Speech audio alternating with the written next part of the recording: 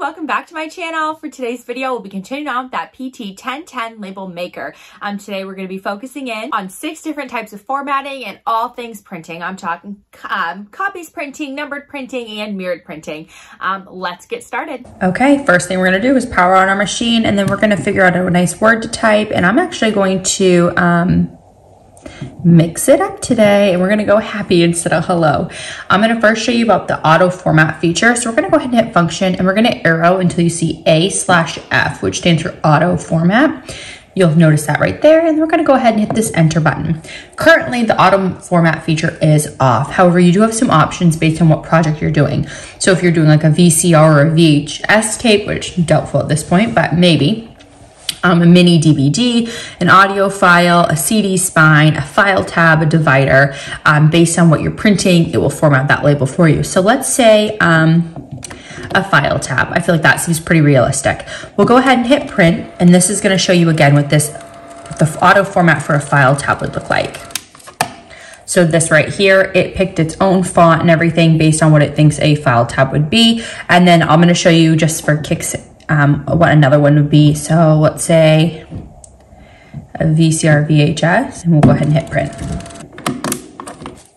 And there, that is the auto format for a VCR VHS tape, and you'll notice that was quite a different size from the previous. And you can know that you have a format there because you'll see this little indication that you have an auto format feature on. So what I'm gonna do is I'm gonna hit clear, text and format, and then I'm gonna hit enter. And then now you'll notice that not only is the text gone, but that little auto format or that little spacing icon down at the bottom is also gone to indicate that we have nothing left on this little label maker. So I'm gonna keep with the happy word here, why not, right? And then the next thing I'm gonna show you is copies of prints. You can do up to 9 copies of your label. So to get this, we're gonna go ahead and hit the function. If you haven't figured it out yet, the function button is key with this machine. And we're gonna go ahead and arrow until we see print option. And so we're gonna keep going here. Oh, print option.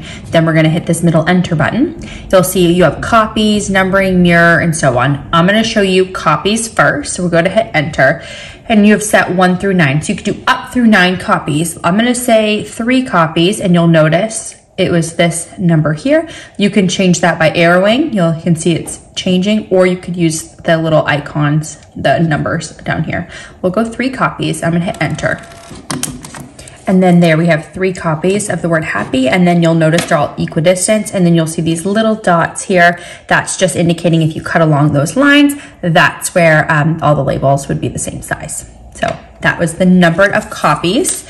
Now again, we're just gonna go ahead and then we're gonna hit function again. We would arrow until print option. In this case, it was the last one used, so there it is, hit enter. Then we're gonna go to numbering. So numbered printing is great if you have a series of digits and you want one of the digits to increase in value as you go. So I'm gonna go ahead and hit numbering in the enter.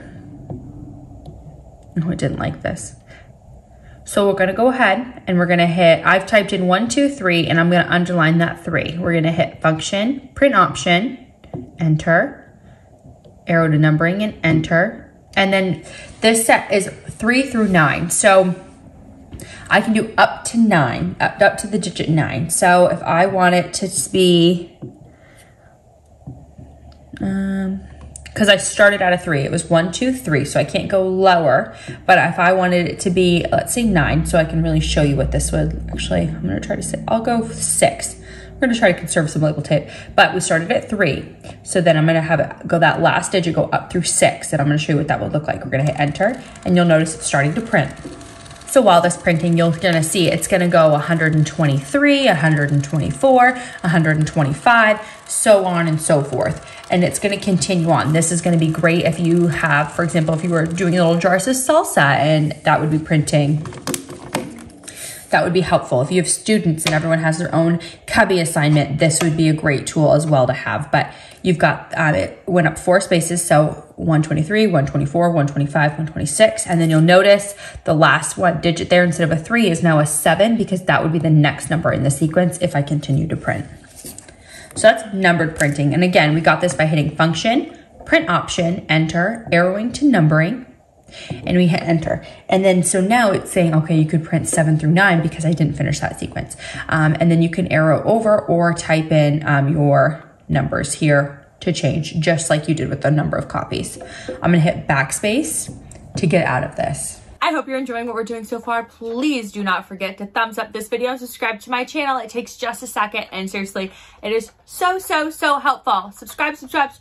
Okay, let's go. Mirrored printing is great if you're using a clear label and you want to put this on like a window or a piece of glass. Like I know on our front door, we have in case of fire, and we have like our pets and our children listed there. And this way, you know, if anyone needed to, you could also put it on your car and, you know, say baby on board or whatever you needed to do this. We'll have our word there. We're going to go ahead again and hit function. We'll arrow to print option and hit enter.